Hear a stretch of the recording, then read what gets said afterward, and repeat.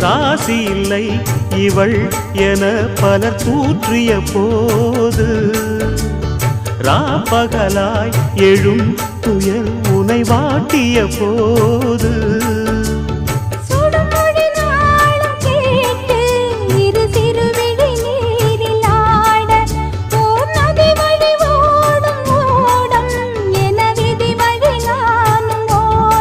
போதும் போதும் வாழ்க்கை என்று